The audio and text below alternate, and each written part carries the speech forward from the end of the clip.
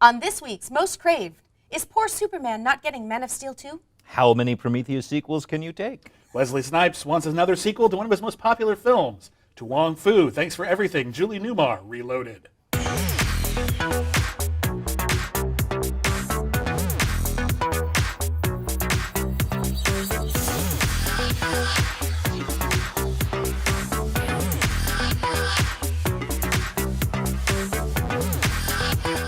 Hey guys, welcome to Most Craved. I'm Jenna Busch with Legion of Leia. I'm Silas Lesnick with ComingSoon.net. And I'm William Bibbiani with CraveOnline. Hey everybody, sequels. They're back and they're sequelier than sequels. Were they ever gone? Were they? Well, everyone was going reboot for a while, and now everyone's like, I feel like we've reached this new point where it's like, oh, remember all those nostalgia movies? People want them respected, so we'll do like another sequel that sort of rewrites them and makes them less good. Let's do stuff without numbers after it. Yeah. Speaking of which, that was a good segue.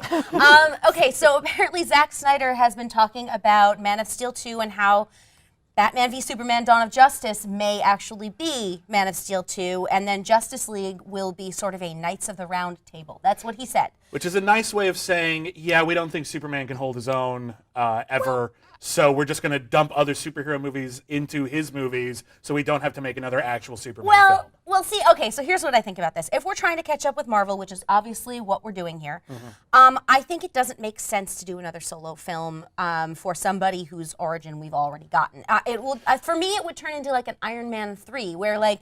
So it'd be really awesome? I did not like it, but the reason I'm saying that is because, you know, Tony Stark's house blows up. So what's happening? Like, Black Widow is sitting around with the other Avengers going, hey, dude, you hear Tony's house blew up? Hawkeye? He's like, yeah, whatever. I don't really like that guy. Let's not help.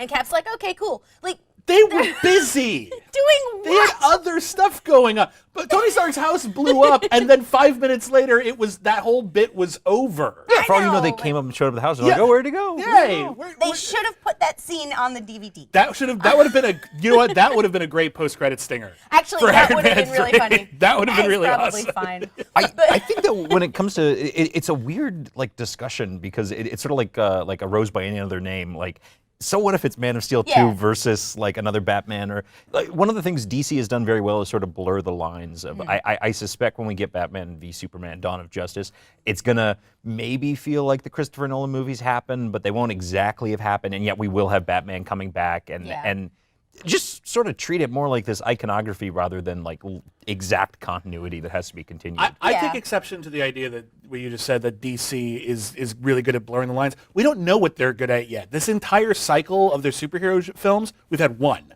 Well, we haven't seen them yet. We have. I mean, why is it these are the DC films? Because Marvel has a film universe. DC has been making films consistently for But they're not decades. in continuity with anything, though. But why do they need to be? They're starting a new genre. We don't know if they're going to do these new films. We don't know what these new films are doing and what they're doing well yet. We don't know. Well, I mean, That's just I guess going from what we've seen so far, because I kind of suspect the same thing, that we're going to think of like that Nolan stuff may have happened. There's a backstory there, and that now he's older Batman, and so because that works so well for Prometheus. Well, that happened with Batman Begins. There were a lot of people that after Batman Begins actually came out and was in theaters just thought of it as a prequel to the Tim Burton movie. Yeah.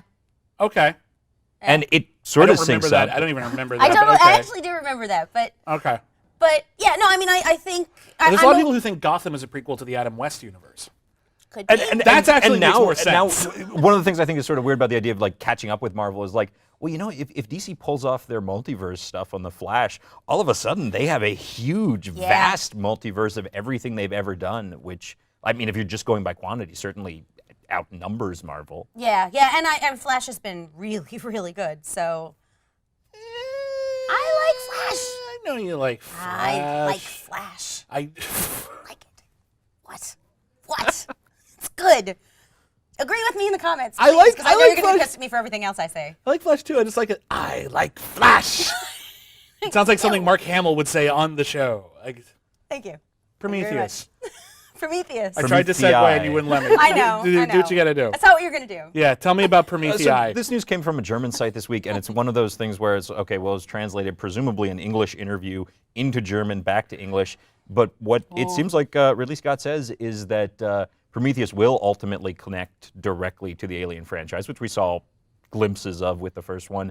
But not necessarily in Prometheus 2, and maybe not even in Prometheus 3, but maybe Prometheus 4. So he's got some sort of arc planned out for where he's going to take the alien universe. I don't know if we need that many Prometheuses. No. I didn't listen. The first Prometheus is not a terrible movie. I just didn't particularly care for it. But even if you really, really like Prometheus, is this the kind of franchise who's like, God, I hope there are 4 of them. I hope that we get one of these like every year, like Star Wars or the Marvel Universe films. Is it really that? Is it? No. I don't know if. I feel like maybe you could do that in 1 or 2 movies. Ridley, I don't know. Yes. I'm not a fan of Prometheus. What I will say about it is I think it's a beautiful looking movie. Yes. And with Opening Ridley sequence, Scott, gorgeous.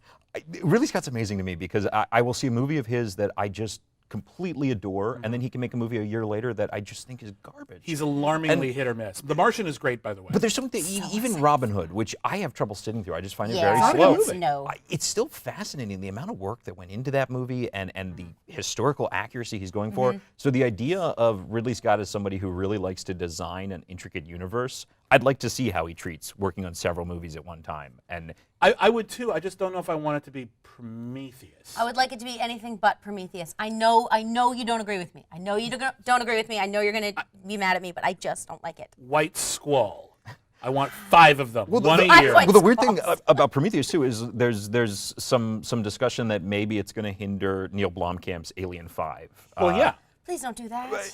I don't know. I feel like make them if they're good, if they're bad. It's just this big universe. They're making another Predator movie. Theoretically, that's the same universe. Yeah. Although if you want to get really into it, they cross over with all the DC comics in the comic books. That so is like, true. Yeah, and Terminator as well. Yeah. So it's all. well, that brings in the time travel and it Yeah. fixes everything. And look, if And they're didn't good, they make it's RoboCop fine. too? Yeah, Terminator RoboCop Terminator with RoboCop, Frank so Miller it's all- Yep. and Walt And Simonson. they all Yeah. take place inside the head of that kid from the end of St. Elsewhere. So there you go. Of course. It all works out. Sure. It all works out. Meanwhile, Wesley Snipes wants more Blade. Because of course he would. But I like Blade. I More like Blade 2. Blade's fine. I like specifically Blade 2. I like Blade 1 okay, and certainly Blade deserves a lot of credit for the entire superhero boom as it exists now. Yeah. That is kind of the thing that really set it off. Yay for Blade. And then Blade Trinity sucked a lot. And then I tried watching the TV show, I and it watched wasn't the TV very show. good. Okay. It wasn't, but I watched all of it because I like Blade. Here's my thing, though. Marvel isn't really big on like, oh, we got this property back. We'd better respect the previous films and bring them back. Well, They're not. They're gonna want their own Blade. well, there was the Blade comic that featured his daughter that was put on hold, and that might be something that we see. Perchance, I'd be fine with that too. if you want like him, if you want Wesley Snipes to play Whistler now, I'd be down with that. Frankly, I think it would be cool. I take it to the 70s. That's where Tomb of Dracula Right? comic is from. Ooh, yes. Do a cool 70s. Don't even make a Blade movie. Make a Tomb of Dracula movie and have Blade one of the featured characters. Yeah. That was one of the things with Blade Trinity. It's Blade versus Dracula. How do you not call it Blade versus Dracula I or don't know. Blade in the Tomb of Dracula? Like I would have totally paid to see that twice, even if it sucked. Yeah. Just to encourage that kind of timeline.